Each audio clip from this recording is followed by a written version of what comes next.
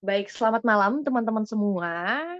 Senang sekali ya hari ini kita semua dapat, bertemu gitu ya, berkumpul dalam keadaan sehat walafiat walaupun bertemu secara maya gitu ya, di ruang meeting ini. Tapi semoga ini tidak mengurangi semangat kita untuk sama-sama belajar, sama-sama berproses di, meeting kita gitu ya, atau di diskusi kita pada malam ini mengenai tips dan trik lolos proposal sponsorship. Yang kadang kala ini menjadi salah satu hal yang bikin kita penasaran gitu ya. Sama yakin teman-teman yang hadir di sini orang-orang yang sering banget ngajuin proposal atau at least pernah gitu ya ngajuin proposal tapi kok nggak nyangkut gitu ya, ataupun banyak kendala-kendala lainnya. Nah teman-teman, pada malam ini kita bakal kupas tuntas soal itu gitu ya. Tentu sama juga senang di, malam kali ini sudah hadir gitu ya volunteer terpilih NICE Indonesia 2024 dan juga, teman-teman panitia dari NICE Indonesia gitu ya, sudah hadir di ruangan ini.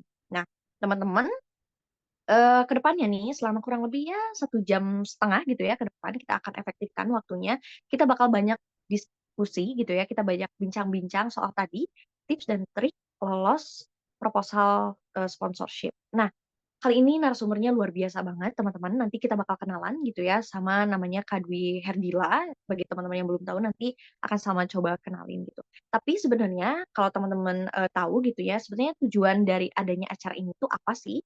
Yang pertama tentu aja kita pengen nih memberikan pengetahuan khusus, kita sharing gitu kepada teman-teman volunteer terpilih NICE 2024 terkait pendampingan proposal sponsorship.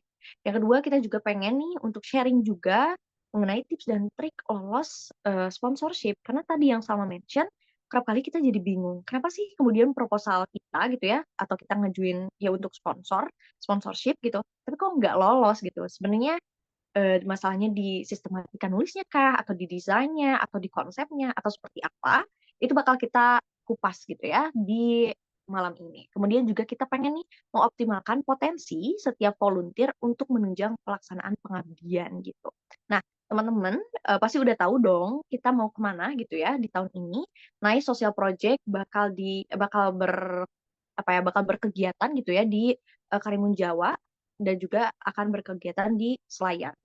Nah, for your information nih teman-teman, sama juga mau ngingetin bahwasannya, kita masih membuka registrasi untuk self-funded dan juga khusus alumni gitu ya, untuk, Nice Social Project ini. Nah, eee, tanggal pendaftarannya di 21 Juli sampai 13 Agustus 2024 aja gitu, teman-teman. So, buat teman-teman yang mau ikut nih ke Selayar gitu ya, atau punya rekan, punya temen, punya pacar, punya mantan yang mau ditawarin gitu ya, untuk ikut pengabdian ke Selayar, langsung cus aja karena sebagaimana yang teman-teman tahu gitu ya, dengan harga 3.300.000 teman-teman udah bisa nih untuk mendapatkan transportasi PP dari Surabaya, kemudian juga udah bisa akomodasinya full dan juga field trip-nya selama 2 minggu gitu.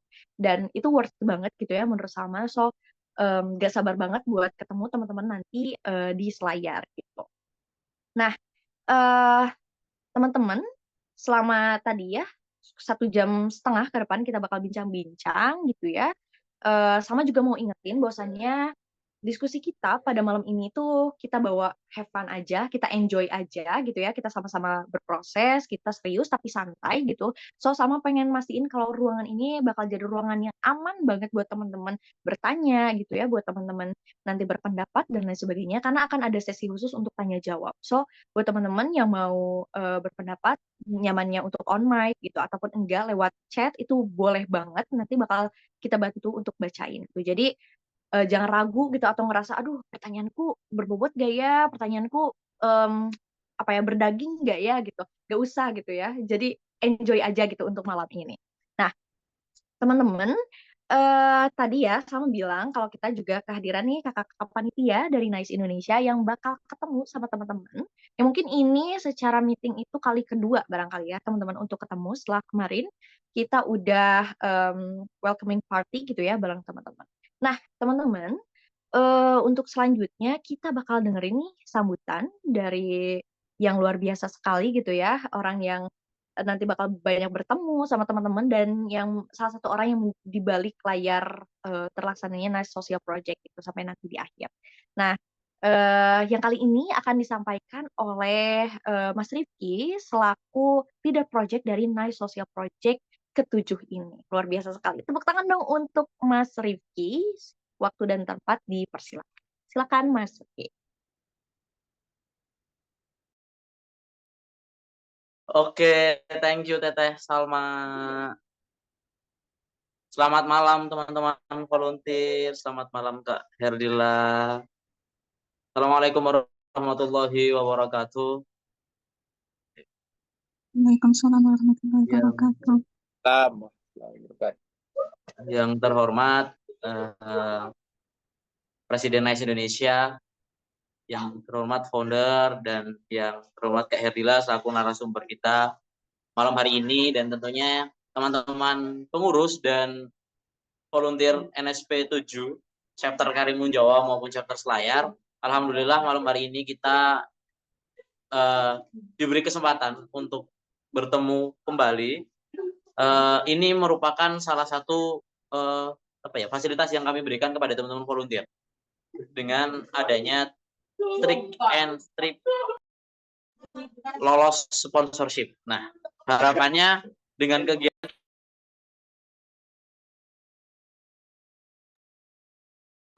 kegiatan ini teman-teman bisa menggali ilmu yang lebih banyak dari Kak Herdila, bagaimana caranya memperoleh sponsorship. Tentunya ketika nanti teman-teman memperoleh sponsorship, itu akan membawa kemudahan buat teman-teman juga. Teman-teman dapat uang saku, dan tentunya ketika teman-teman dapat sponsorship seluruhnya untuk teman-teman. NICE tidak meminta imbalan apapun, tidak meminta persenan apapun. Jadi silahkan kesempatan ini digunakan sebaik mungkin, dimaksimalkan kesempatan ini. Silahkan berdiskusi dengan Kak Herdila, ilmu-ilmu yang Kak Herdila miliki silahkan diambil, silahkan tanya bisa teman-teman, sebanyak-banyaknya silahkan ilmunya ketika butuh hal-hal yang ingin ditanyakan atau hal yang masih dibingungkan dalam sponsorship, silahkan ditanyakan malam hari ini. Biar mempersingkat waktu, mungkin itu yang dapat saya sampaikan. Silahkan berdiskusi, silahkan gunakan kesempatan ini sebaik-baiknya. Mungkin sekian dari saya, kurang lebihnya mohon maaf. Assalamualaikum warahmatullahi wabarakatuh.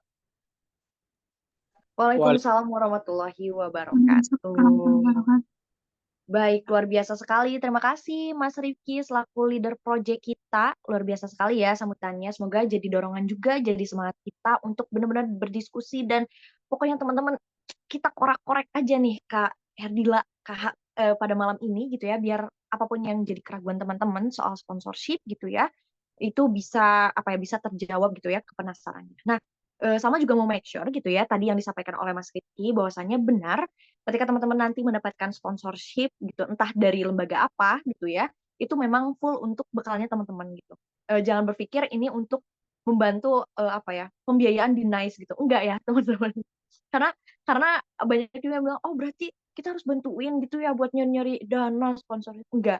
Ini untuk teman-teman gitu. Jadi ini jadi satu momen yang luar biasa gitu ya, penting, momen yang berharga juga bagi teman-teman untuk gimana nih caranya biar dapat bekal juga gitu ya secara mandiri dari lembaga-lembaga yang memungkinkan bisa teman-teman jangkau gitu. Oke, sekali lagi thank you gitu ya untuk Mas Rifki atas atas wejangannya atau atas sambutannya gitu. Oke, teman-teman. Tadi udah disapa-sapa gitu ya, kalau di ruangan ini udah ada Kak Herdila. Tapi mungkin sebagian teman-teman atau beberapa ada yang tahu gitu ya Kak Herdila, tapi mungkin sebagian lagi belum gitu. Jadi karena ada pepatah, tak kenal maka tak sayang. Jadi kita harus kenalan dulu gitu ya. Sama siapa sih Kak Herdila ini gitu ya, background-nya seperti apa gitu ya, sepak terjangnya seperti apa. Kita bakal mencari lebih tahu, mencari tahu lebih gitu ya tentang Kak Herdila ini. Nah, secara CV nih teman-teman, kayaknya kalau Salma sebutin itu bisa sampai subuh teman-teman. Jadi kita akan akan berkenalan dengan singkat aja gitu ya sama Kak Herdila ini. Oke, Salma izin untuk membacakan CV-nya. CV beliau sangat luar biasa sekali gitu ya teman-teman. Jadi teman-teman itu beruntung banget hari ini kita bisa bincang-bincang Bang Kak Herdila ini. Nah, memiliki nama lengkap Dwi Herdila Cahyani Putri, Kak Herdila ini merupakan mahasiswi Universitas Ahmad Dahlan tingkat akhir gitu ya. Nah, memiliki ketertarikan nih di isu lingkungan dan sering terlibat dalam perencanaan, manajemen proyek, kebijakan lingkungan, penelitian hukum, serta memiliki komitmen yang kuat untuk berkolaborasi terhadap penegakan hukum yang adil dan berkelanjutan dalam dunia bisnis. Pokoknya anaknya tuh go green banget gitu ya kayaknya gitu. Tertarik banget di isu lingkungan. Hal ini terbukti nih karena Kadila ini menjadi Menteri Lingkungan Hidup di BEM Universitas Ahmad Dahlan. Secara pengalaman kerja gitu ya, pernah juga Kadila ini menjadi asisten manajer ketenagakerjaan mahasiswa internasional di Journal on Education Insight. Kemudian pengalaman dan organisasi gak usah diraguin lagi teman-teman, ini banyak banget. Tapi di antaranya tadi ya menjadi Menteri Lingkungan di BEM Universitas Ahmad Dahlan, kemudian juga aktif nih di PKM Center of Ahmad Dahlan University, dan juga aktif di komunitas kampus hijau Rektor Universitas Ahmad Dahlan. Secara pencapaian, pernah juga menjadi finalis dalam Papan Ilmiah Mahasiswa Nasional atau PIMNAS, kemudian beberapa kali menjadi penerima dana riset untuk penelitian sosial humaniora, kemudian juara 2 lomba poster ekonomi syariah nasional himpunan mahasiswa mahasiswa jurusan di UIN Gus Dur Pekalongan, kemudian juara 2 esai competition tingkat nasional dan juga menjadi mahasiswa berprestasi gitu. Dan itu luar biasa banget gitu ya. Kalau misalkan tadi teman-teman dengar kayaknya multi talent sekali gitu ya Kadila ini, dan aktif banget gitu Bun, di mana-mana ikut gitu lomba-lombanya dan luar biasa sekali. Nah, pengalaman proyek dan juga relawannya pernah nih menjadi relawan juga di NICE gitu ya, di NICE Social Project 6 chapter Karimun Jawa. Nah, buat teman-teman yang mau ke Karimun Jawa mungkin nanti setidaknya akan memiliki pengalaman yang mirip-mirip nih sama Kak Dila gitu ya, dan sama yakin itu jadi pengalamannya bakal berharga banget gitu ya dan seru gitu di sananya. Dan juga pernah nih untuk menjadi project officer pada tim peneliti pemetaan lingkungan Dahlan Muda. Luar biasa sekali nih teman-teman gitu ya. Tapi mungkin itu, aduh, itu hanya 1/1000 yang hanya sama bacakan gitu ya karena keterbatasan waktu. So tanpa berlama-lama lagi nih teman-teman, karena sudah hadir juga di ruangan ini, kita akan sambut narasumber kita yaitu Kak Dwi Herdila untuk menyampaikan materi mengenai tips dan trik lolos proposal sponsorship. Kepada Kadila, waktu dan tempat dipersilakan. Tepuk tangan dong teman-teman, boleh kasih reaction. Tepuk tangan buat Kak Herdila. Silakan Kak Herdila. Dan Oke, ya, suaraku masuk. masuk Kak, aman. Oke, sebelumnya terima kasih Kak Salma. Assalamualaikum warahmatullahi wabarakatuh.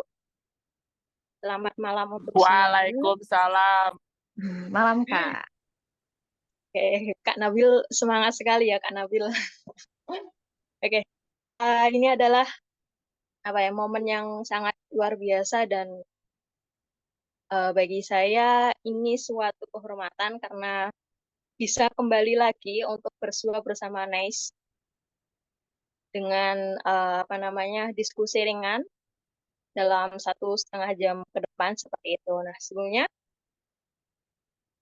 kami ucapkan terima kasih kepada NICE yang telah memberikan kesempatannya dan sebenarnya saya nggak expect kalau diskusi ini hanya saya gitu yang akan sedikit menyampaikan terkait dengan tips dan triknya seperti itu.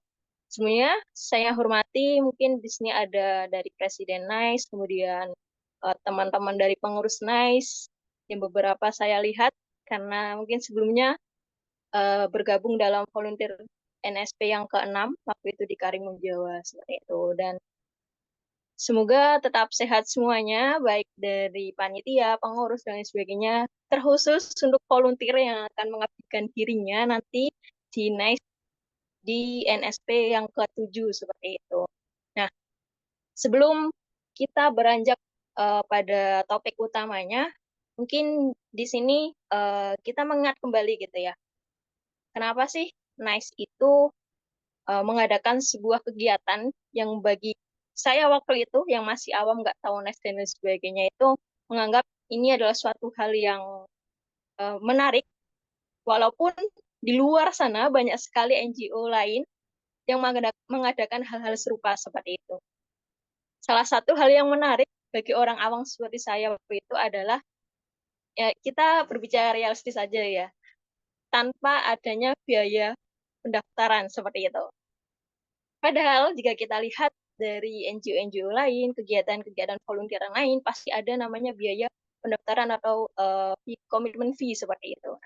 Nah, sini berbeda dan berani menurut saya, sangat berani mengambil resiko seperti itu untuk mewadahi pemuda-pemudi di seluruh Indonesia untuk aktif dan tergabung dalam sebuah kegiatan pengabdian yang disebut di Nice Social Project seperti itu. Nah, dengan tidak adanya komitmen fee ataupun biaya pendaftaran, bagi saya ini adalah jalan yang sedikit mulus daripada kita mendaftar di kegiatan lain. Nah, oleh karenanya, mari kita lebih muluskan lagi jalan kita untuk mengikuti pengabdian ini. Dengan apa? Bagi teman-teman yang tidak lolos di Vali Bandit, saya waktu itu juga daftar Vali Bandit namun tidak keterima, kemudian mengajukan sponsorship dan alhamdulillah mendapatkan dukungan dana dari sponsorship saya waktu itu. Ya, nah mungkin kalau waktu itu di NSP 7 sponsorship saya memang bukan berupa perusahaan atau lembaga pemerintah dan sebagainya, namun masih pada tahap internal yakni sponsorship kampus karena pada saat saya mengajukan itu sudah tercukupi, jadi saya cukup pada sponsorship satu itu aja di kampus. Nah, barangkali dari teman-teman kampusnya ataupun instansinya di tempat kerjanya mungkin tidak terlalu mendukung kegiatan teman-teman, mendukung kegiatan teman-teman untuk ikut NICE, bisa teman-teman mengajukan sponsorship di lembaga pemerintah ataupun perusahaan-perusahaan. Nah, sebenarnya apakah bisa dibantu share screen PPT-nya terlebih dahulu? Bisa Kak, mohon ditunggu. Oke. Nah, oke. Nah, lanjut tadi gimana sih yang memperoleh sponsorship nanti akan kita bahas dari segi apa yang saya alami dan lain sebagainya. Walaupun pada saat NSP itu saya hanya mengajukan di kampus aja, tapi saya beberapa kali alhamdulillahnya sempat menangani sponsorship di beberapa event di organisasi-organisasi yang saya ikuti. Oke, next aja. Nah, yang pertama yang perlu kita pahami adalah terkait dengan apa sih nilai sponsorship itu. Pertama, mari kita bahas kenapa sih kita harus mengajukan sponsorship gitu ya. Entah itu sponsorship dari orang tua, sponsorship dari eksternal, lembaga, dan lain sebagainya. Kenapa gitu? Mungkin ada yang mau berbagi pendapat, kita diskusi ringan saja gitu. Oke. Kalau bagi saya, kenapa kita ataupun kenapa diri kita diperlukan untuk mengajukan sponsorship karena kita butuh dukungan. Mungkin di sini ada yang anak psikologi gitu ya. Dukungan itu tidak hanya terkait dengan materi ya tentunya, tapi terkait dengan moral dan lain sebagainya. Nah, ini adalah salah satu bentuk dukungan kita agar kita saat melakukan ataupun menerjang hidup ini itu bisa semangat dan bertahan gitu. Salah satunya sponsorship kegiatan untuk pengabdian ini. Kalau saya pribadi menyadari bahwa saya belum mampu untuk berdiri sendiri, belum mampu untuk pergi ke sana sini sendiri dengan biaya sendiri. Oleh karenanya, saya pribadi memerlukan untuk sponsorship, memerlukan dukungan material. Selain itu, saya juga memerlukan sponsorship orang tua, moral dan lain sebagainya kayak gitu. Nah, kenapa gitu kan? Lantas gunanya sponsorship ini untuk yang kita ajukan itu untuk apa gitu ya? Tentunya suatu perusahaan atau lembaga dan lain sebagainya, mereka ingin dilihat bahwa perusahaannya, lembaganya itu baik, gitu, memiliki citra yang bagus di mata masyarakat dan lain sebagainya yang mengenalnya. Nah, oleh karenanya sponsorship inilah yang nantinya dapat meningkatkan brand awareness mereka, gitu, mencapai audiens baru yang kemudian meningkatkan traffic penjualan misalkan kayak gitu. Nah, kemudian yang perlu kita pahami yang kedua terkait nilai sponsorship yaitu ada namanya keuntungan dua pihak antara kita yang mengajukan sponsorship dengan sponsornya gitu. Bagaimana hubungan timbal balik ini harus tercipta. Tidak hanya kita yang mendapatkan manfaat, tapi sponsornya juga mendapatkan manfaat. Next. Oke. Nah, bentuk dukungannya seperti apa? Tadi sudah sedikit saya spill gitu ya, dukungan itu material dan sebagainya. Nah, dalam sponsorship ada 3 bentuk dukungan. Yang pertama tentunya uang. Ini di sini saya menyebutkan uang karena kalau menyebutkan dana nanti e-wallet gitu ya. Uang tunai, kemudian ada juga produk berupa barang atau jasa, dan juga konektivitas. Nah, di antara 3 bentuk dukungan sponsorship ini, tentunya kita harus mengidentifikasi kita butuhnya apa sih gitu. Atau kita butuh semuanya. Dan yang tahu itu adalah kita sendiri karena kita yang melakukan. Cara untuk mengidentifikasinya, tentunya yang pertama, kita harus memahami bahwa apa sih tujuan kegiatan yang mau kita lakuin kayak gitu. Misalkan nih di NICE, di NIP 7 nanti, kita mau melakukan sebuah pengabdian dari berbagai bidang, ada ekopaling, kemudian pendidikan, kesehatan, dan sebagainya, yang tujuan utamanya adalah memberdayakan masyarakat, seperti itu. Misalkan, oke, berarti kita garis bawahi, kita ingin memberdayakan masyarakat di sana, seperti itu. Dan cermati gitu, apa saja yang bisa mendukung tujuan kegiatan tersebut, kayak gitu. Kalau kita mau memberdayakan masyarakat, kira-kira kita butuh apa sih? Yang pertama kita butuh SDM yang buat menjembatani itu. Oke, kita volunteer-nya adalah SDM-nya. Lantas, apakah SDM, kita sebagai SDM ini bisa pergi tanpa adanya persiapan? Tentu bagi saya itu tidak. Kita membutuhkan dukungan dari segi finansial, atau bisa disebut di sini sebagai dukungan uang, kemudian produk, barang, atau jasa. Kira-kira butuh nggak produk atau barang atau jasa? Saya kira butuh ya, misalkan di sana nanti kita mau bawa apa gitu buat menyelesaikan masalah di sana. Kemudian konektivitas ini sangat penting karena kita mau tinggal beberapa hari atau sekitar 1 mingguan di masyarakat, kita butuh jaringan di sana untuk mendukung segala kegiatan kita dan lain sebagainya. Setelah kita mencermati apa yang kita butuhkan, maka kita buat skala prioritasnya. Jadi misalkan dari ketiga dukungan tersebut mana yang paling kita cari gitu. Oh, ternyata yang paling kita butuhkan, paling kita cari untuk mendukung kegiatan kita nanti adalah uang. Oke, uang nomor 1 nih. Kita list nomor 1 uang gitu ya. Kedua, misalkan nanti ke sana mau bawa susu 1 kardus gitu misalkan ya. Oke, produk gitu. Nah, setelah kita identifikasi, langkah selanjutnya yaitu kita mencari profil sponsornya, calon sponsornya. Next. Kita mengidentifikasi calon sponsornya dengan riset pasar. Siapa yang harus kita dekati dengan kebutuhan kita tadi, misalkan uang, produk, kayak gitu. Perusahaan apa sih yang harus kita dekati, kayak gitu. Perusahaan mana yang memiliki nilai dan target pasar yang sejalan dengan kegiatan kita, kayak gitu. Misalkan masyarakat di daerah sana itu kekurangan gizi ataupun lain sebagainya gitu. Kayak kita membawa makanan-makanan sehat. Oke. Karena kita membutuhkan produk makanan sehat, mungkin kita bisa mencari perusahaan yang jenis industrinya terkait dengan logistik makanan sehat kayak gitu. Itu salah satu contohnya. Atau misalkan kita tidak butuh produk, kita hanya butuh butuh uangnya aja gitu ya. Kita butuh dukungan dananya aja dan dukungan uang tunainya aja untuk kita bisa memobilisasi diri kita ke sana gitu.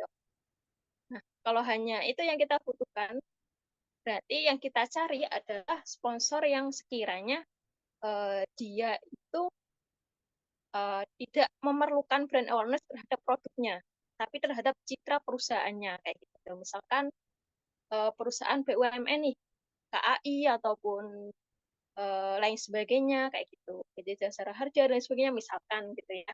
Mereka kan tidak menghasilkan sebuah produk gitu, sebuah barang, tapi mereka membutuhkan brand awareness di masyarakat bahwa perusahaan mereka bagus gitu. Kalau di perusahaan biasanya ada CSR-nya gitu ya. Oke. Nah, kemudian next terkait dengan profil sponsor idealnya seperti apa? Ada beberapa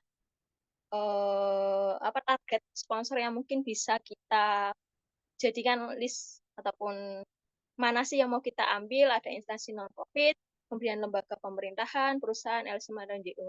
Nah, dari perusahaan nih, misalkan, profil idealnya seperti apa? Kita lihat dulu perusahaannya, ukuran perusahaannya mereka termasuk perusahaan makro, kecil, menengah, atau besar gitu. Nah, biasanya beberapa kali saya mengajukan sponsorship, entah itu event dan lain sebagainya itu, yang paling sering memberikan dukungan sponsorship itu di kalangan perusahaan menengah. Entah saya nggak tahu alasannya, tapi nampaknya karena perusahaan menengah ini mereka berada pada titik mereka butuh dikenal masyarakat. Kalau yang besar kan kayak mereka masyarakat udah pada kenal gitu. Kalau menengah ini masih di tengah-tengah. Dan kalau yang kecil biasanya mereka masih apa namanya belum mencukupi dana untuk sponsorship misalkan kayak gitu. Nah, tetapi walaupun perusahaan tingkat menengah ini mereka sering mengeluarkan ataupun menerima sebuah sponsorship, perusahaan besar akan menjadi prioritas ketika kita akan melakukan pengabdian. Kalau bagi saya itu karena perusahaan besar tidak akan melihat lagi kegiatan kita itu akan seperti apa, tetapi pengaruh kegiatan kita. Karena kita pengabdian, pengaruhnya di masyarakat. Nah, itu yang perusahaan besar pengen cari. Karena perusahaan besar itu, pertama, mereka udah ada programnya, CSR dan sebagainya. Dengan bekerja sama dengan pihak-pihak lain, mereka punya banyak relasi gitu ya untuk melakukan CSR. Kan tetapi dengan banyak relasi itu, apa yang bisa kita tawarkan kepada perusahaan besar inilah yang menjadi menarik gitu. Perusahaan besar akan mendukung kita karena sifatnya adalah pengabdian dan itu berdampak kepada masyarakat secara real kayak gitu. Nah, kemudian jenis industrinya juga perlu kita lihat, entah itu jenis industrinya primer, sekunder, dan tersier. Nah, apa sih maksudnya ya jenis industri primer, sekunder, dan tersier ini gitu? Kalau yang primer itu termasuk seperti halnya industri-industri dari apa namanya tambang, gas gitu. Nah, kalau sekunder itu masuknya kepada logistik kayak distribusi dan lain sebagainya. Kalau tersier yang sering kita jumpai termasuk perusahaan makanan, produk-produk itu termasuk tersier. Nah, kemudian selain itu kita harus melihat sponsor terkait dengan nilai-nilai dari perusahaannya. Riwayat dukungan. Perusahaan ini pernah melakukan atau pernah memberikan dukungan kemana aja sih? Bentuk CSR mereka itu pernah di bidang apa aja gitu. Kita perlu melihat di riwayat dukungan mereka juga agar nantinya kita tepat sasaran gitu. Nah, selanjutnya, next. Oke.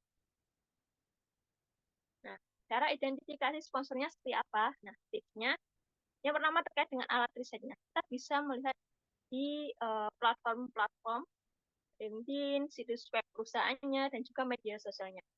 Kalau teman-teman mau untuk sedikit bersabar mengulik di media sosial perusahaan-perusahaan, tentu banyak sekali informasi. Bahkan ada sekarang tren itu perusahaan yang mencari sponsorship kepada orang-orang, bukan orang-orang yang mencari perusahaan.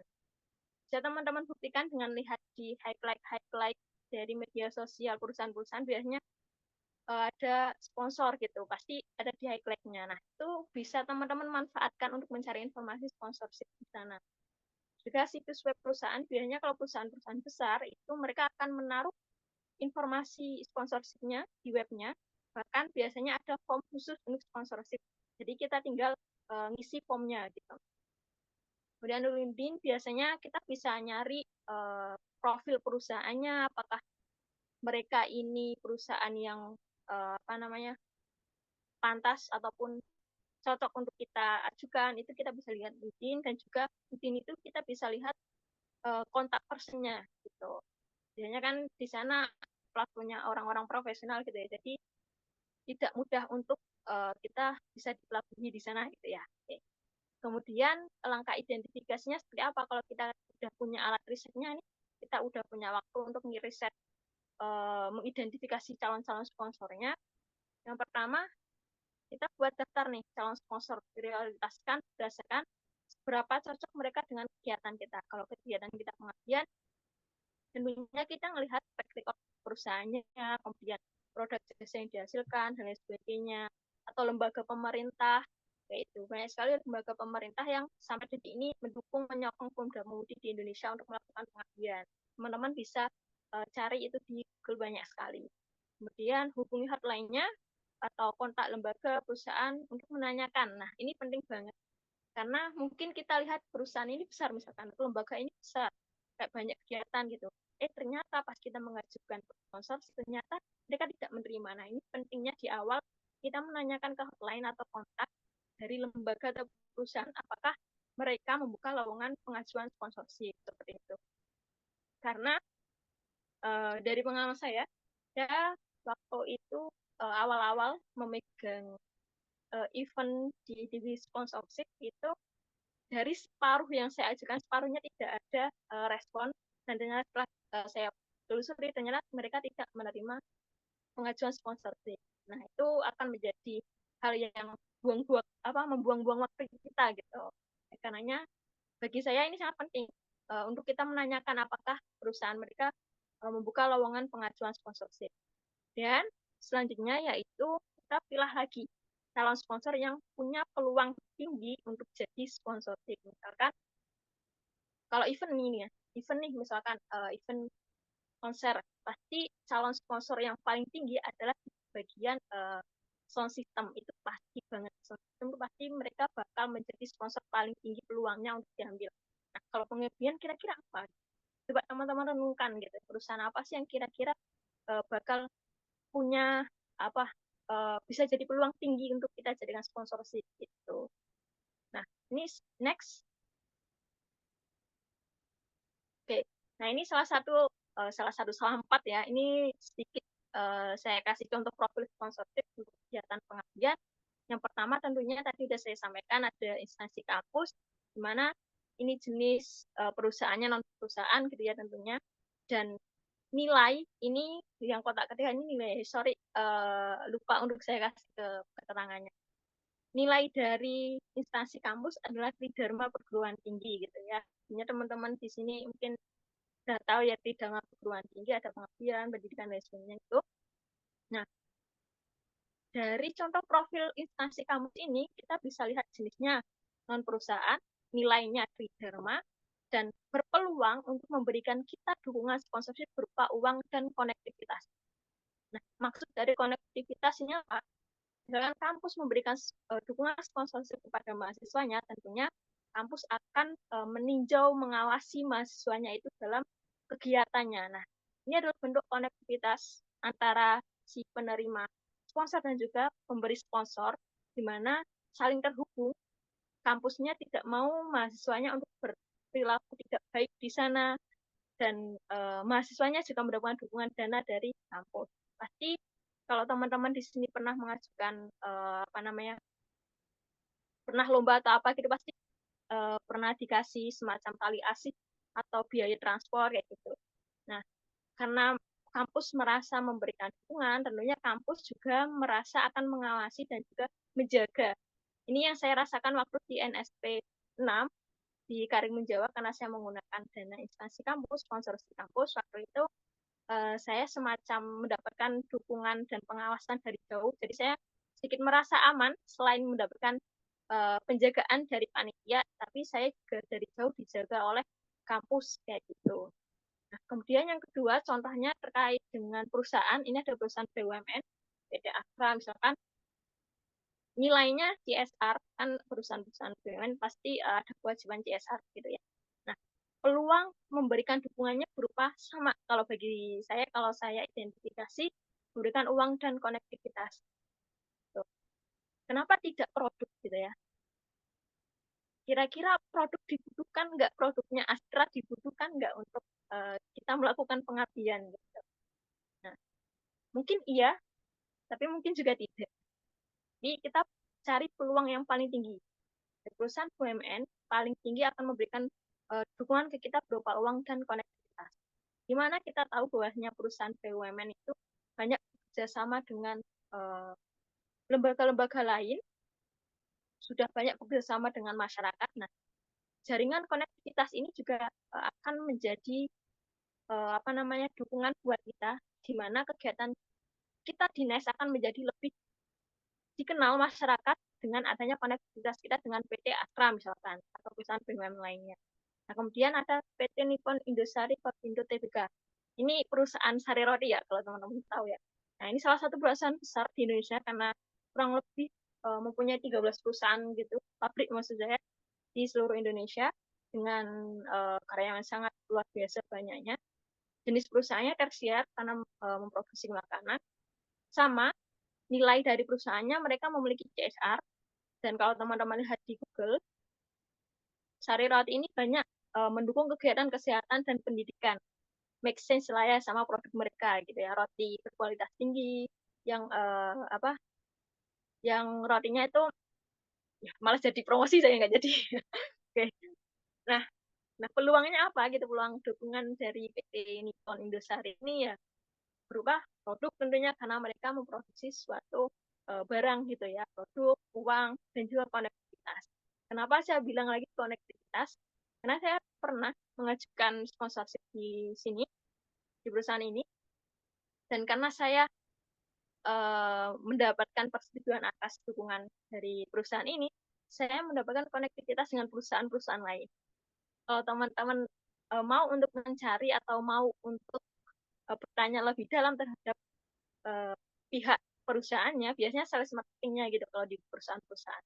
Jadi kalau di BUMN biasanya pihak CSR-nya. Kalau perusahaan kebanyakan pihak dari sales marketingnya. Sales marketing di perusahaan ini biasanya saling terhubung dengan perusahaan lain. Nah, itu kita cari manfaatnya di situ. Kita tanya info dari perusahaan lain dan sebagainya juga bisa. Malah kalau waktu itu saya malah ditawari, Mbak, misalkan gitu, di perusahaan ini juga buka gini. Nah, itu yang perlu kita dalami. Itu yang perlu kita cari kesempatan dalam kesempitan. Makanya kenapa sini saya bilang kalau salah satu perusahaan besar itu dapat memberikan dukungan kita berupa konektivitas.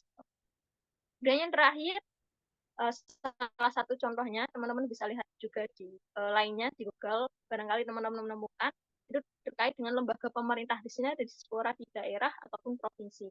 Nah, nilai yang ada di lembaga pemerintah ini adalah pemberdayaan pemuda. Tentunya kalau kita mengajukan sponsorship ke lembaga pemerintah ini, mereka akan setidaknya mereka akan welcome karena salah satu program atau nilai dari lembaganya adalah memberdayakan pemuda. Kita sebagai pemuda dan pemudi yang ingin mengabdi, masa mau dilarang gitu kan? Itu agak tidak mungkin gitu ya. Nah, lantas dukungan apa sih yang biasanya diberikan oleh lembaga pemerintah? Tentunya uang dan konektivitas. Gitu. Lagi-lagi konektivitas. Karena biasanya lembaga pemerintah itu butuh untuk mendapatkan citra baik gitu ya, dalam tanda kutip. Jadinya mereka pasti ingin nama mereka itu dikenal masyarakat, mendukung kegiatan di masyarakat kayak gitu. Oke, next. Sebenarnya pasti banyak lagi, ada kayak NGO dan sebagainya, LSM, Basnas, lembaga-lembaga zakat itu sangat welcome untuk kita mengajukan sponsorship teman-teman kalau mau mencoba. Nah, lantas apa aja yang perlu disiapkan gitu ya. Beberapa berkas penting yang perlu teman-teman siapkan yaitu yang pertama surat pengantar, kemudian yang kedua ada proposal, LOE, dan company profile. Nah, surat pengantar ini biasanya teman-teman membuatnya itu sesuai dengan target calon sponsornya. Misalkan kalau mau ke kampus, tentunya teman-teman minta surat pengantarnya dari Kaprodi ataupun dekan sesuai dengan kebijakan kampus masing-masing. Kalau misalkan ke lembaga pemerintah, teman-teman bisa biasanya kalau di NICE terus saya dapat ini ya proposalnya ya. Saya lupa waktu itu dapat surat pengantarnya atau enggak. Kayaknya enggak. Biasanya karena saya enggak di luar ya, jadi saya kurang tahu. Surat pengantar ini bisa kita buat sendiri sesuai dengan tujuan ke perusahaan mana gitu. Ini penting banget karena dalam tata administrasi itu surat pengantar sangat krusial untuk menunjukkan kehormatan kita pada calon sponsornya gitu. Kemudian tentunya proposal. Tadi saya bilang NICE biasanya akan memberikan contoh proposal ataupun proposal yang akan teman-teman dapat untuk NICE P7 gitu. Biasanya dapat. Nah, ini sangat berguna. Teman-teman bisa, kalau misalkan ke lembaga luar atau pemerintah, NGO, dan sebagainya, teman-teman bisa pakai itu langsung atau bisa diubah juga boleh. Biasanya mungkin di bagian apa namanya anggarannya biasanya diubah sesuai dengan kebutuhan kita. Nah, kemudian LOE, biasanya teman-teman sudah dapat LOE. Nah, ini juga penting. LOE ini membuktikan bahwa kita benar-benar diterima. Gitu. Perusahaan akan lebih percaya kalau kita mempunyai LOE. Bayangkan gitu ya, kita mau ngasih sponsor, tapi perusahaannya ataupun lembaganya nggak yakin gitu. Teman-teman ini emang mau ngadain di sana beneran atau enggak sih gitu. Kok nggak meyakinkan gitu, karena misalkan cuma ngasih proposalnya doang kayak gitu. LOE-nya nggak ada gitu.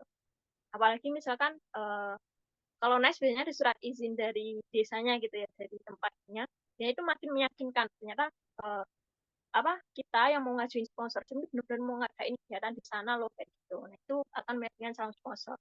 Kemudian kalau dibutuhkan biasanya company profile untuk perusahaan makin yakin dan menilai bahwa kegiatan kita ini ya memang kegiatan yang luar biasa, yang bagus, berkualitas dengan melihat company profile kayak gitu. Selanjutnya, next terkait dengan tahapan sponsorship-nya seperti apa. Yang pertama, terkait dengan pengantaran proposal, kemudian nanti ada interview, negosiasi, dan kesepakatan di sini yang menarik. Kemudian nanti tentunya akan pencairan, entah itu produk, barang, atau jasa, ataupun uang tunai. Nah, lanjut next slide aja. Nah, oke. Nah, terkait pengantaran proposalnya seperti apa gitu. Beberapa tips dari saya, beberapa kali saya mengajukan sponsorship via online dan juga offline. Nah, untuk via online, biasanya tadi sempat saya spill sedikit, biasanya perusahaan besar akan menyediakan form di webnya. Kalau nggak ada form, biasanya ada email buat ngajuin sponsorship. Nah, teman-teman bisa ngisi formnya ataupun ngirim emailnya dengan detail. Ingat, beberapa berkas yang penting tadi jangan ketinggalan. Dan juga sampaikan dengan bahasa yang bagus, formal, seperti itu. Jangan langsung tiba-tiba ngirim file-file berkasnya tanpa ada pengantarnya di body emailnya dan lain sebagainya. Nah, itu perlu teman-teman cermati dan perhatikan. Kemudian follow up lagi sesuai dengan panduan dari calon sponsor, entah itu lembaga atau perusahaannya. Biasanya kalau di perusahaan besar, di webnya itu ada panduannya, misalkan perusahaan akan menghubungi dalam waktu 14 hari setelah pengajuan ataupun gimana dan lain sebagainya. Nah, kalau misalkan udah ada panduannya, ikuti panduannya. Kalau nggak ada panduannya, teman-teman bisa follow up melalui kontak personnya dan lain sebagainya, bahkan 3 hari dari sekarang atau 7 hari dari sekarang, seperti itu. Nah, kalau offline bagaimana? Nah, kalau offline teman-teman bisa datang langsung ke kantornya, tentunya dengan berpakaian dengan rapi. Ingat, perusahaan itu menjadi target orang-orang yang pengen dapat duit tentunya. Jadi saingan kalian juga banyak gitu yang mau ngasih sponsor ke sana. Nah, oleh karena saingannya banyak, seperti halnya kita mau kalau mau ngelamar kerja gitu ya, pasti yang bakal dilirik ya yang paling siap gitu. Nah, paling siap itu dilihat dari yang pertama, first impression-nya pasti dia yang rapi gitu. Ya nggak menutup kemungkinan kalau kita nggak rapi juga diterima. Cuman alangkah baiknya kita berpakaian rapi untuk menghormati calon sponsor kita. Gitu. Nah, oke. Nah, misalkan nih kita biasanya kalau kita langsung ke kantor tuh kalau nggak langsung ke pihak CSR atau sales marketingnya, kebanyakan mayoritas besar itu, kalau saya pernah mengajukan sponsor itu pasti dititipkan ke satpam. Nah, jika harus menitipkan ke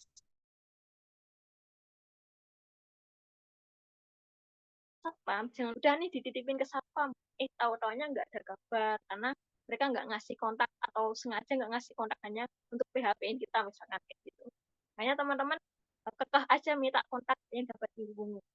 Kalau misalkan udah kekeh nih minta kontak tapi nggak dikasih gitu ya, teman-teman bisa datang lagi 3 hari setelahnya untuk follow up.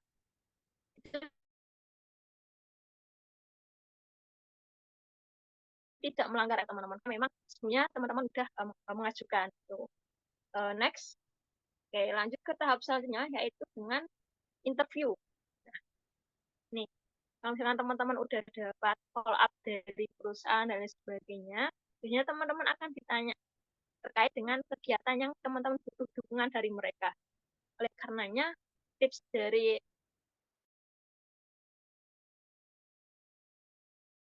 saya paling penting dan paling mendasar pahami terkait dengan company profile-nya. Karena teman-teman mau ikut NSP7, teman-teman harus tahu dan paham betul NICE itu apa, gimana, dan pernah melakukan apa aja gitu. Bahkan pada tahap ekstrimnya, bisa aja perusahaan atau lembaga itu tanyakan SDM-nya. Jumlah yang ikut berapa, Mbak, Kak? Gitu ya. Jumlah peserta masyarakatnya kira-kira berapa itu bahkan bisa ditanyakan. Gitu. Oleh karenanya teman-teman wajib banget mengetahui terkait company profile, juga kegiatannya, selain mengetahui NICE-nya, teman-teman harus mengetahui betul NSP-nya seperti itu, NICE Social Project-nya gitu. Dan ini udah ketujuh pas mempunyai nilai yang kredibilitasnya tinggi banget gitu. Jangan lupa menyebutkan itu gitu ya. NSP itu juga bukan mau ketujuh kali lupa gitu ya. Itu sangat menunjang gitu.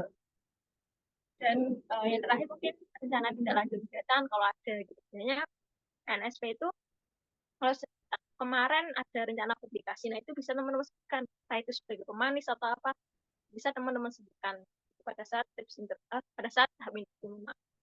Kemudian semua hal ataupun yang ditanyakan perusahaan terkait kegiatan dan sebagainya itu sampaikan secara yakin. Ini tips yang kedua. Ini mungkin sepele, tapi banyak banget yang tidak sadar akan kesalahan ini. Jangan pernah mengeluarkan kata mungkin.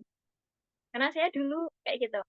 Kalau lagi wawancara, interview dan sebagainya, nggak hanya pas sponsor, ya mungkin interview daftar apa gitu. Saya sering kali mengucapkan kata mungkin gitu.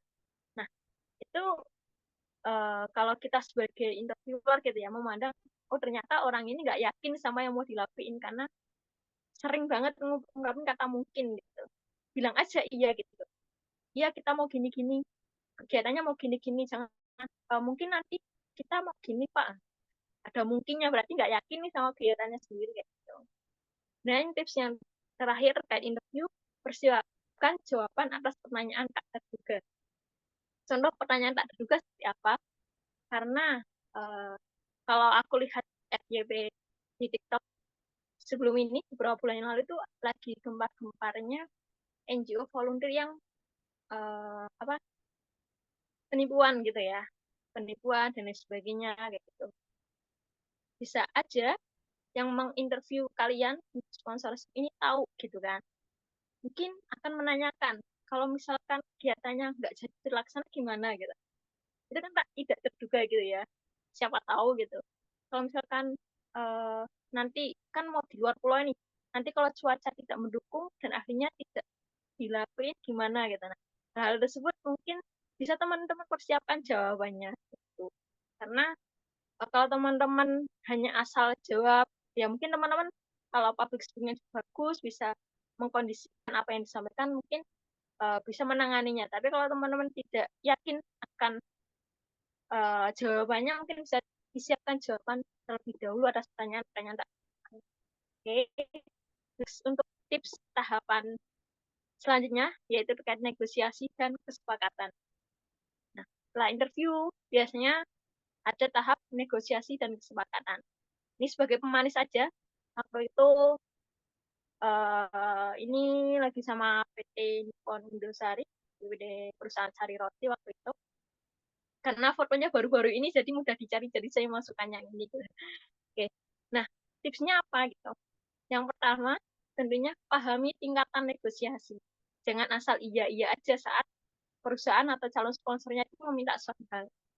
Karena pertama, tidak hanya menyengsarakan kita, tapi itu sebagai kredibilitas kita sebagai pengaju sponsor gitu. Karena apa? Kalau kita asal iya-iya aja, kita bakal ada kemungkinan besar itu kita akan mendukung dukungan yang kecil. Jadi kita perlu memahami tingkatan negosiasi. Misalkan sebelum kita mengajukan itu, di misalnya kita bisa ngasih lembaran khusus yang isinya paket-paket sponsorship misalkan. Kalau ngasih dana sekian, mereka akan dapat apa aja. Kalau ngasih dukungan produk apa, mereka akan dapat benefit apa aja kayak gitu. Itu adalah tingkatan-tingkatan negosiasi agar teman-teman mendapatkan dukungan yang selayaknya gitu ya.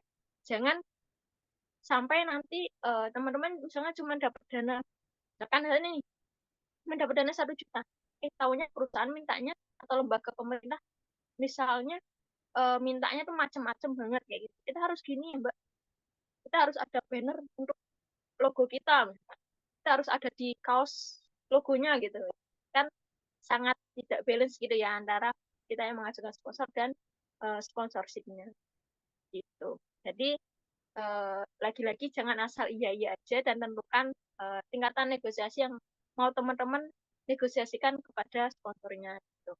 Nah, kemudian tips yang kedua, jika ke lembaga pemerintah ini penting banget belajar menjawab secara diplomasi.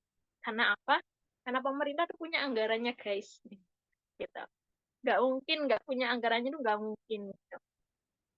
Misalnya tadi di Dispora kayak Dinas Pemuda dan Olahraga. Nah, yang nilainya dan memberdayakan pemuda. Tentunya mereka punya dana anggaran untuk memberdayakan pemuda mengabdi di seluruh negeri ini. Gitu.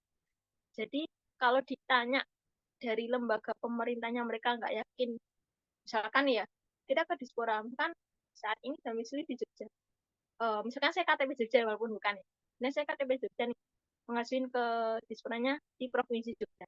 Ditanya sama lembaga pemerintahan ini Dispora, nah, kenapa nggak ngabdi di daerah sendiri gitu? Kenapa harus di luar daerah gitu? Nah, kira-kira menurut teman-teman jawaban yang cocok apa gitu ya? Tentunya kita harus pandai menjawab secara diplomat. Pernah jadi diplomat, tidak diplomasi.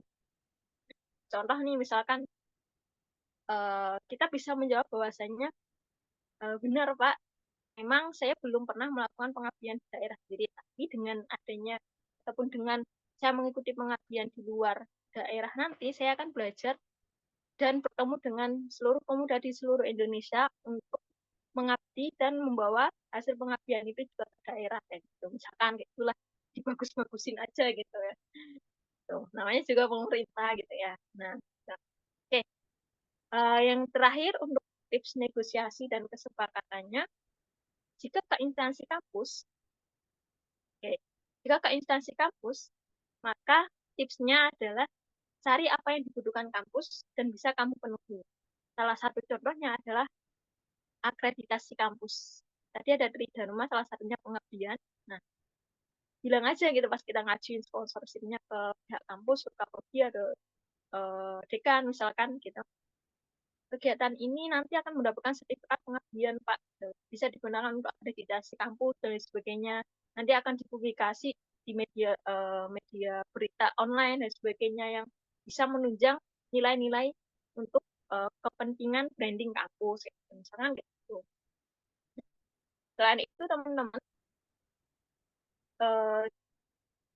misalkan nih teman-teman apa namanya ditanya lagi nih sama pihak kampus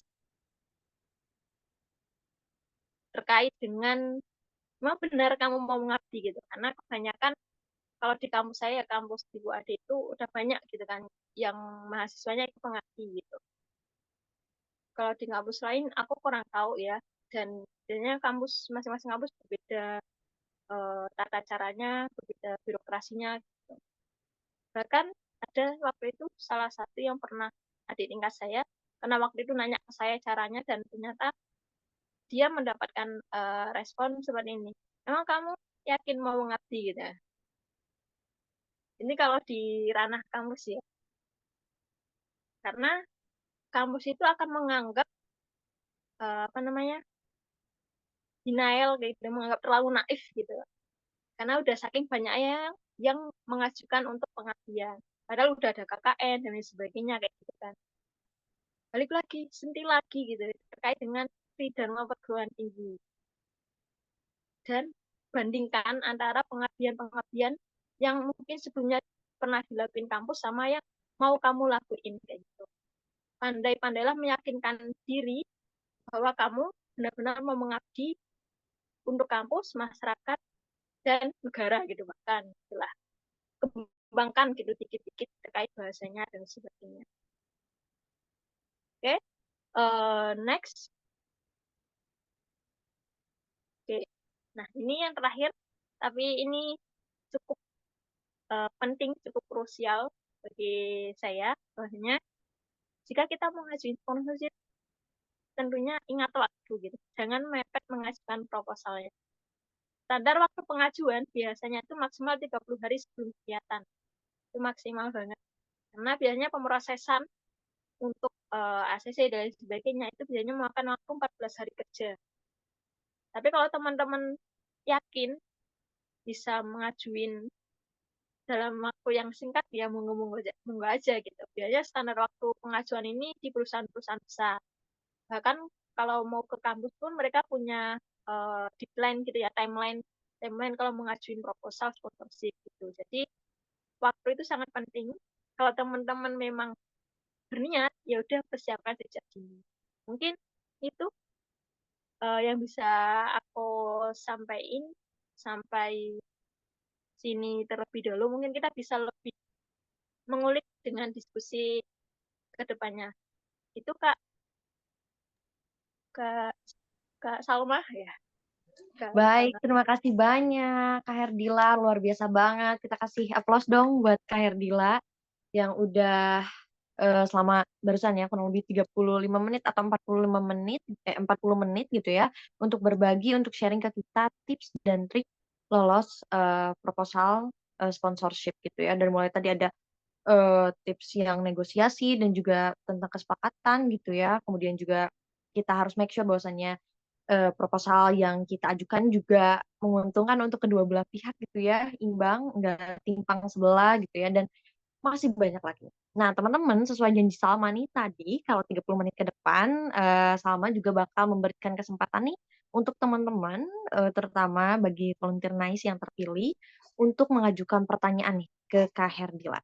So, buat teman-teman yang mau mengajukan pertanyaannya, silakan untuk raise hand terlebih dahulu, ataupun langsung tulis pertanyaannya di kolom chat gitu. Tapi tetap yang prioritas teman-teman yang raise hand terlebih dahulu dan juga on mic.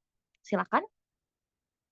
Ada yang mau bertanya seputar tips dan trik tadi ya, lolos sponsorship. Mungkin teman-teman ada masih ada keraguan gitu ya untuk mengajukan, masih bingung harus ngajuinnya ke siapa, atau misalkan prosedurnya ternyata ada perbedaan gitu ya di tempatnya teman-teman. Boleh silakan untuk bertanya gitu ke Kak Hergil.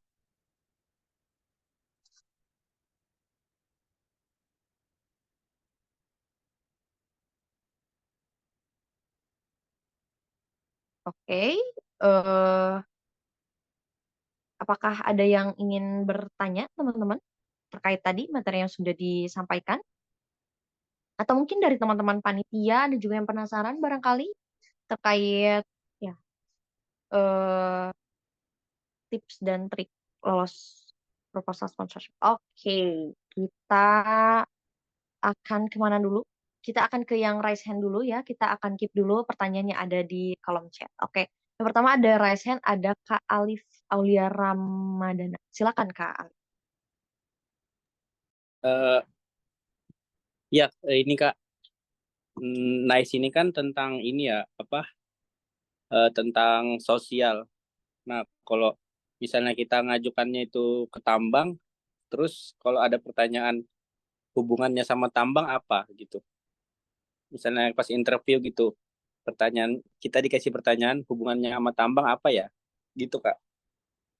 Gitu sih. Terima kasih. Baik, boleh. Terima kasih banyak Kak Alif sudah bertanya. Mungkin dari Kak Herdila akan ditanggapi. Silakan.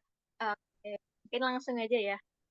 Oke, terima kasih terkait dengan pertanyaannya perihal hubungan antara kegiatan sosial kita di NICE nanti sama perusahaan yang mungkin sedikit berseberangan gitu dengan kegiatan yang akan dilakuin gitu ya. Bahasa lainnya seperti itu. Nah, oleh karenanya kenapa tadi saya bilang bahwa kita perlu melihat profil dari sponsorship, calon sponsornya gitu ya. Lihat profilnya, nilai yang ada dalam perusahaan tersebut apa. Kita bahas terkait dengan perusahaan tambang nih, sesuai dengan pertanyaannya. Nah, di setiap perusahaan pasti ada namanya CSR-nya gitu ya. Pertanggungjawaban sosialnya gitu. Yang itu wajib dilakuin. Nah, apa hubungannya dengan kegiatan-kegiatan nasional? Tentu ada hubungannya. Mereka membutuhkan wadah karena mungkin kurang lebih dalam tanda kutip sebagian besar dari mereka itu belum bisa secara real melakukan sebuah aksi sosial, maka mereka membutuhkan wadah-wadah untuk menyalurkan pertanggungjawaban sosial mereka. Salah satunya dengan memberikan sponsorship, dan ini banyak banget diberikan kepada lembaga-lembaga NGO biasanya kalau perusahaan-perusahaan tambang seperti itu. Nah, akan tetapi semakin ke sini karena perusahaan-perusahaan NGO ini semakin aware terhadap lingkungan, otomatis banyak NGO itu tidak menerima sponsorship tambangan kayak gitu. Tapi kalau kita mau mengajukan sponsorship tambangan, tentunya yang bisa kita kaitkan dengan kegiatan NICE ya tentunya dari pertanggungjawaban CSR-nya gitu. Bodoh amat gitu ya, misalkan mereka perusahaannya itu misalkan merusak lingkungan banget gitu. Tapi kalau kita mau nyari sponsor ke mereka, tentunya kita harus melihat kita mempunyai solusi atas permasalahan perusahaan itu gitu. Kita bakal meningkatkan brand awareness atas perusahaan tersebut. Kita ngangkat nama perusahaan tambang ini karena mereka telah peduli terhadap kegiatan sosial di NICE kayak gitu. Malah biasanya perusahaan-perusahaan ini bakal ngasih banyak biasanya lo belum lulus semua gitu. Tapi kalau misalkan goal biasanya dapat banyak, tapi agak sulit biasanya karena perusahaan tambang itu biasanya tertutup gitu. Itu kalau aku boleh ngasih saran, mungkin dari skala prioritas calon sponsor tadi mungkin perusahaan tambang bisa ditaruh di paling bawah gitu ya. Kalau aku boleh ngasih saran, karena memang biasanya perusahaan tambang itu agak tertutup buat ngasih sponsorship biasanya. Tuh. Kecuali kalau kegiatan-kegiatan kita besar kayak gitu, misalkan kegiatan Hari Lingkungan Hidup bersama Kementerian Lingkungan Hidup misalkan, itu pasti bakal. Tapi kalau kegiatan kita hanya individu nih, kita ngajuin atas nama individu dengan naungan NICE, tentu itu bakal sulit kalau kita mau ngajunya tambang. Tapi tidak menutup kemungkinan juga. Tapi itu tadi saran aku sih, biar teman-teman nggak terlalu merasa di PHP-in nantinya. Gitu. Kita berusaha realistis aja. Oke. Baik, terima kasih banyak Kak Herdila untuk jawabannya ya, luar biasa sekali. Gimana Kak Alif, apakah sudah menjawab nih pertanyaannya? Iya Kak, cukup. Makasih Kak. Oke, siap. Cek lagi nih CSR-nya gitu ya, dan juga tadi ya keberpihakannya seperti apa gitu ya dengan kelompok-kelompok pemuda dan juga tadi di isu lingkungan dan lain sebagainya. Itu menarik banget gitu. Oke, teman-teman, ada 2 pertanyaan kalau nggak salah yang sudah masuk nih di kolom chat. Oke, sama izin bacakan. Yang pertama ada dari Kak Aulia. Nah, sebelumnya terima kasih nih Kak Herdila, daging banget materinya. Aku izin bertanya, biasanya feedback yang harus diberikan ke lembaga yang memberikan sponsor itu apa? Dan cara meyakinkan paling ampuh nih agar sponsor kita diterima menurut Kak Her itu apa? Terima kasih Kak. Itu pertanyaan dari Kak Aulia. Silakan untuk Kak Herdila mungkin akan jawab.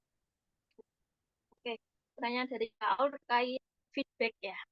Nah, biasanya feedback itu tergantung kita. Tadi ya ada tips terkait tingkatan negosiasi. Nah, itu bisa kita tata di awal, bisa kita taruh di proposalnya atau bisa kita sampaikan pada saat negosiasi gitu. Nah, feedback itu biasanya kalau untuk kegiatan pengabdiannya, kalau kegiatan event dan sebagainya biasanya ada paket-paketnya gitu, paket silver, paket gold dan sebagainya. Nah, kalau pengabdian bisa aja teman-teman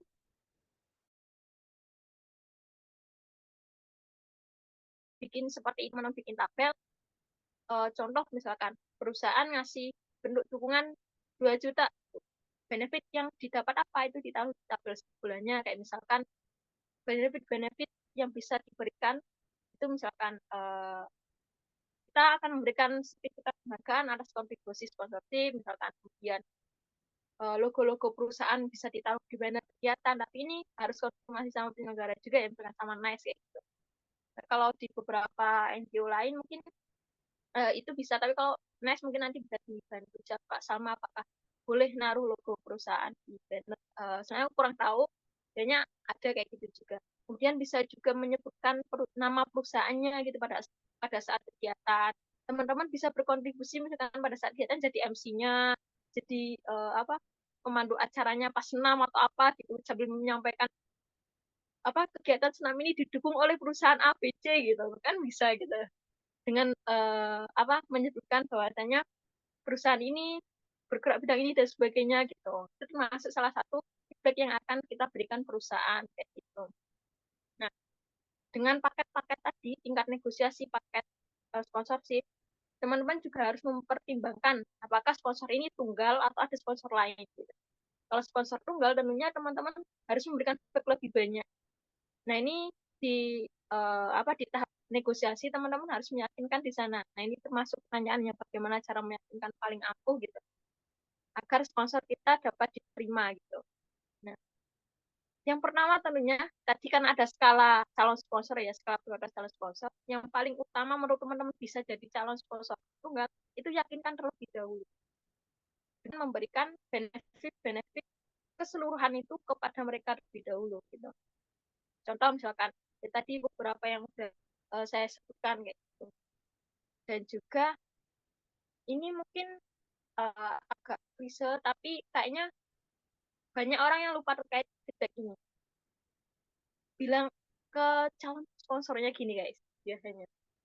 Nanti di akhir kegiatan kami akan mempublikasikan sebuah berita atau press release kegiatan yang nanti isinya menyebutkan bahwasanya kegiatan ini dikontribusi oleh pihak perusahaan ini gitu misalkan kayak gitu. Itu hal yang sering kali dilupakan padahal itu simple banget. Kita tinggal bikin berita sebenarnya. Dan itu hal yang bisa dicari track record-nya di Google kan. Jadi itu sebenarnya sebuah feedback yang besar namun dilupakan banyak orang. Kayak gitu.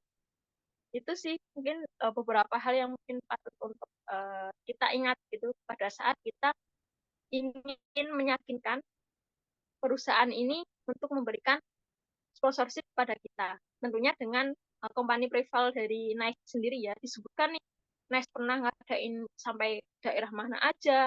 Kan, oh ya, baru-baru ini NICE dapat penghargaan itu kan, organisasi apa itu ya, aku lupa ininya, dapat award gitu kan. Nah, itu sebutin juga guys.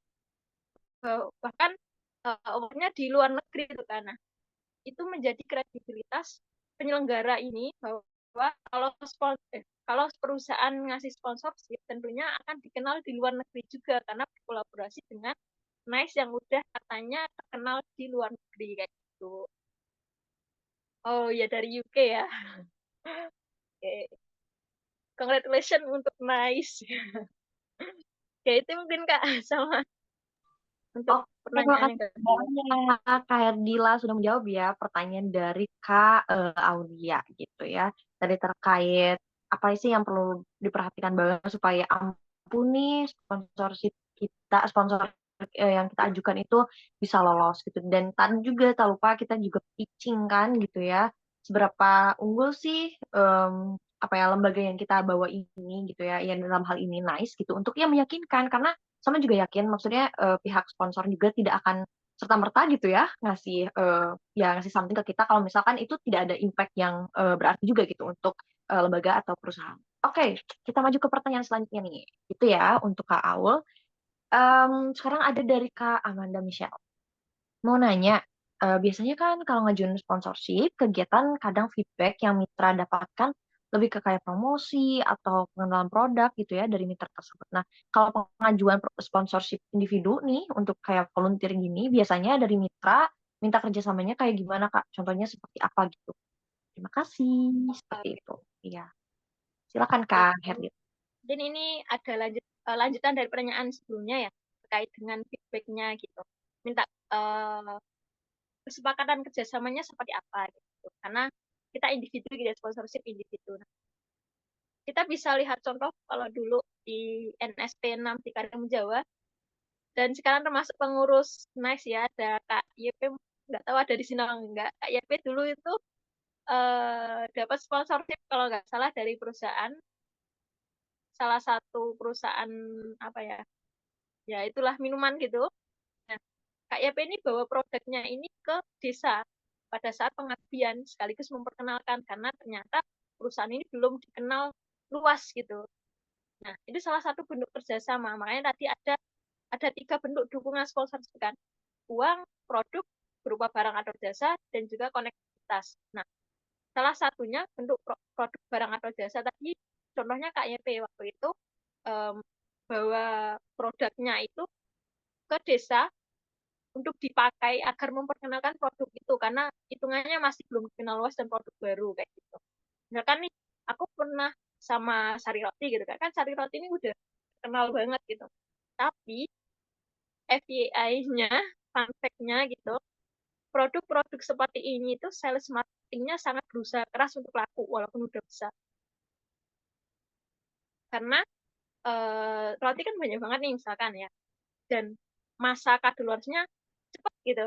Jadi mereka tuh butuh untuk menyalurkan barang itu tinggi sebenarnya guys. Jadi pintar-pintarlah kita memanfaatkan keadaan itu.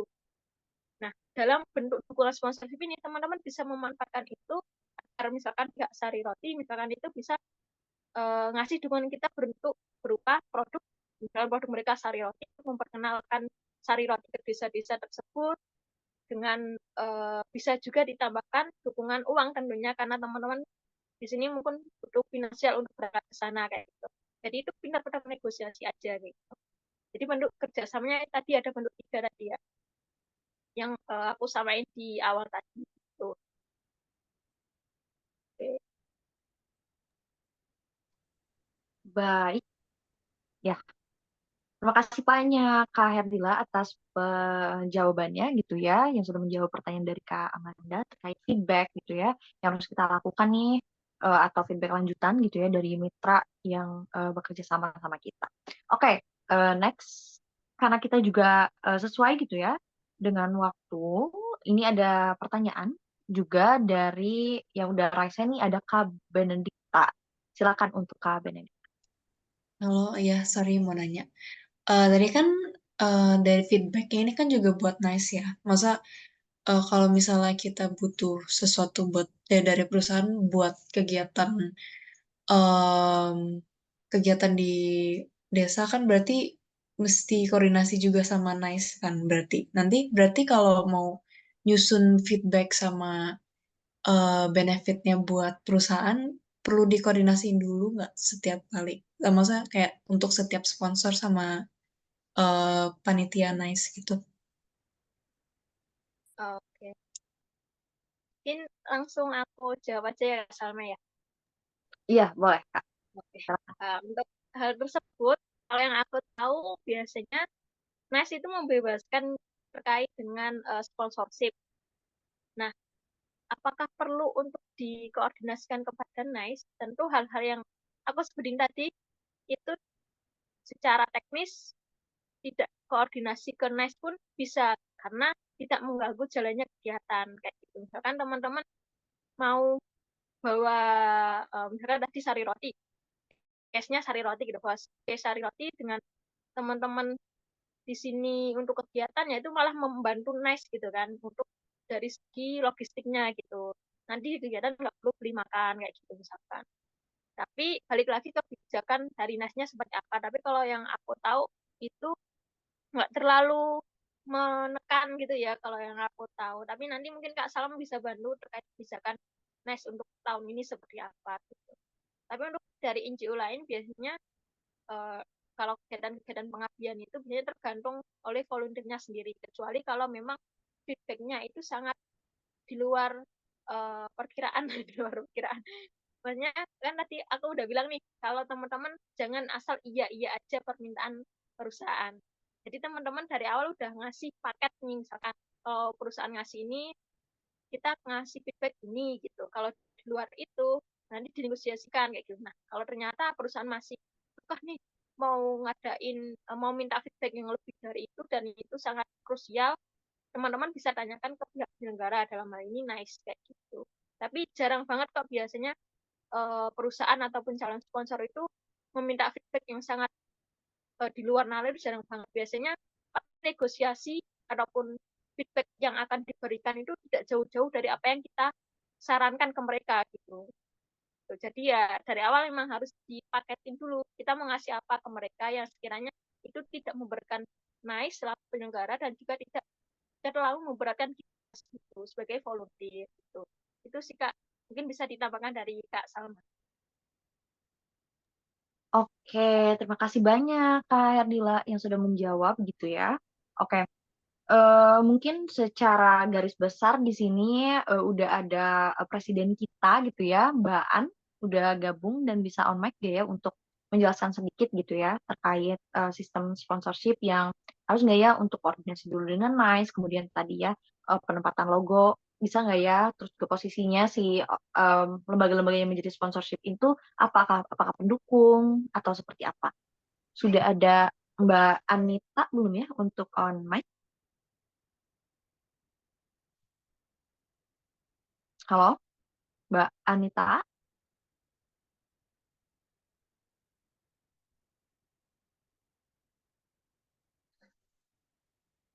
Oke, sepertinya belum bisa on mic gitu ya Mbak Ania, tapi memang benar gitu ya, tidak jauh berbeda dari yang udah tadi Kak Herdila bilang gitu ya, bahwasanya emang NICE juga tidak memberatkan gitu ya untuk sistem sponsorship ini, karena terlebih ini keuntungannya gitu ya, atau nanti benefitnya emang pure untuk teman-teman, bukan untuk mendukung apa ya, pendanaan gitu ya untuk terlaksananya proyek-proyek di NSP gitu. Jadi memang kita juga tidak mau nih memperibet gitu ya di teknisnya nanti. Nah, betul selama nanti benefit yang diminta nih sama mitranya itu tidak mengganggu teknis acaranya gitu ya, itu sangat-sangat dibolehkan gitu ya, sangat-sangat dibolehkan teman-teman untuk melaksanakan feedback itu ketika kegiatan gitu.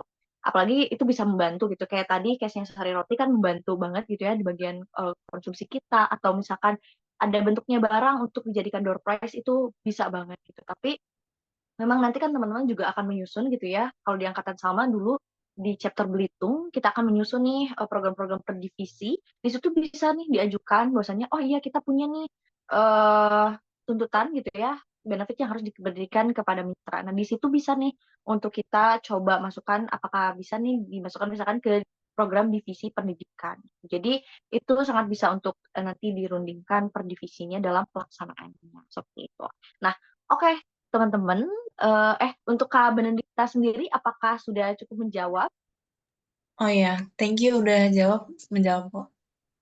Oke, kembali kasih untuk Kak Benedikta. Oke, teman-teman, selalu mau make sure lagi, karena ya sekitar 2 menit lagi sesi tanya jawab ini akan berakhir.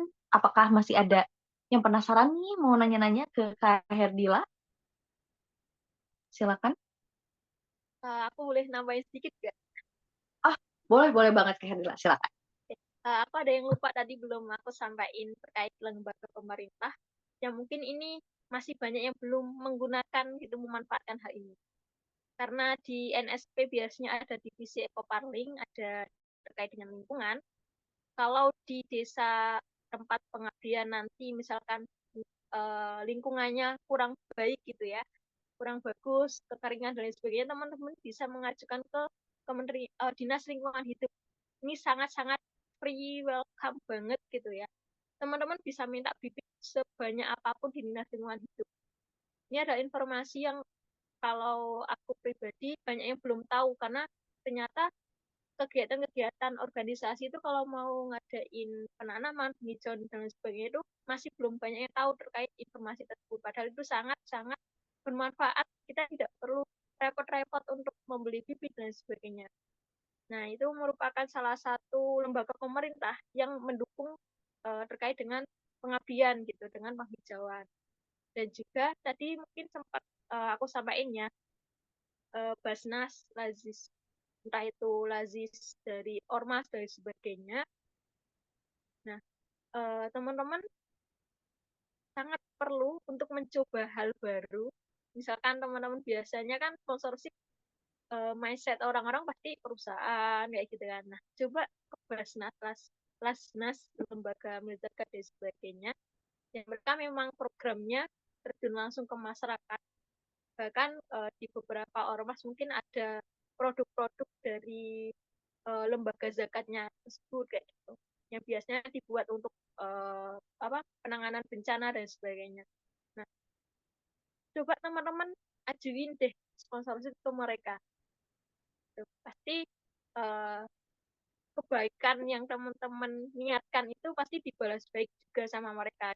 Karena mereka sifatnya biasanya lembaga-lembaga zakat kayak gini kan sifatnya kolaboratif gitu ya. Menurut aku ya bakal lebih mudah mengajukan ke lembaga-lembaga zakat dan sebagainya daripada teman-teman ke perusahaan dan yang sifatnya lebih formalitas gitu. Itu sih. Tadi aku lupa nyampein itu. Oke, itu nggak salah. Oke, siap Kak Herdila. Terima kasih banyak untuk tambahannya. Itu jadi poin penting ya tadi. Kalau misalnya teman-teman selama dengerin langsung tertanam gitu ya di mindset. Kayaknya harus perusahaan gitu, harus lembaganya pemerintah gitu ya untuk ngajuin. Ternyata ada salah satu alternatif yang kayaknya cukup berpeluang besar nih buat kita dapat pendanaan gitu ya. Jadi tadi ya dari Badan Amil Zakat atau lembaga-lembaga pengurusan zakat. Oke teman-teman, sesuai janji sama, kita akan discuss tadi ya sampai sekitar jam 9, lewat 1 menit ini gitu, gak apa-apa. Sesi tanya jawab sama tutup. Terima kasih banyak buat teman-teman yang sudah berpartisipasi dengan bertanya gitu ya. Dan juga terima kasih Kak Herdila sudah menjawab.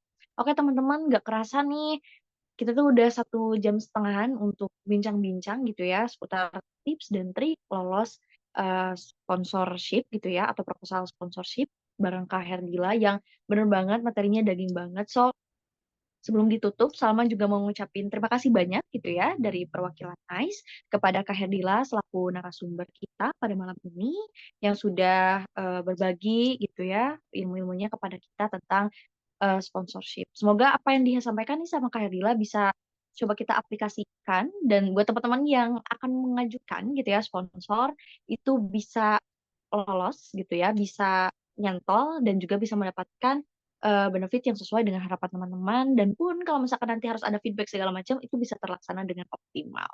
Nah, sebelum ditutup teman-teman, Salma juga mau minta maaf apabila selama memandu dalam acara ini masih banyak kekurangan.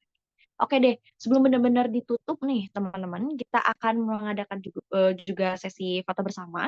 So buat teman-teman yang bisa on cam, silakan untuk on cam.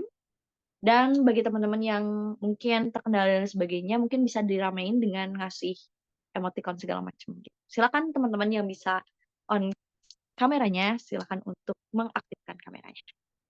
Oke, kita tunggu dulu. Oke, mulai pada aktif nih. Oke, mulai kelihatan ya. Oh iya, ternyata ada gitu ya orang-orangnya. Oke.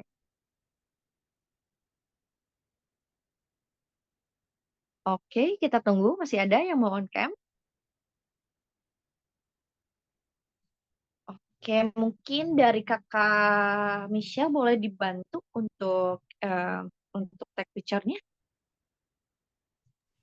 Oke, siap. Oke, mungkin aba-abanya dari sama aja ya.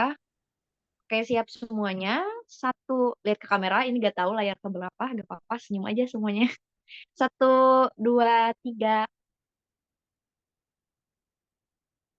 Oke, layar berikutnya gak tahu juga siapa yang masuk. Gak apa-apa, bergaya aja. Kali aja teman-teman juga masuk. Oke, 1, 2, 3. Oke, layar selanjutnya karena masih banyak juga kayaknya belum tercapture gitu ya. Oke, 1, 2, 3. Oke, sekali lagi deh. Kali aja ada yang masuk layar 4 ya. Kita kita foto lagi. 1, 2, 3. Oke, sepertinya cukup ya teman-teman. 4 layar itu nanti akan di-share juga ke grup untuk dokumentasi pada Oke, terima kasih banyak. Sekali lagi saya mau ucapkan terima kasih banyak nih untuk Kak Herdila ya, sudah menyempatkan waktunya pada malam ini dan semoga apa yang disampaikan bisa bermanfaat dan juga berkah untuk Kak Herdilanya. Sehat-sehat Kak Herdila. Oke teman-teman, untuk semua peserta juga saya mau ucapkan terima kasih sudah meluangkan waktunya pada malam hari ini. Yang mungkin ada kerjaan, tadi ada yang double meeting gitu ya, tapi menyempatkan untuk ke sini. Terima kasih banyak untuk effortnya, luar biasa sekali.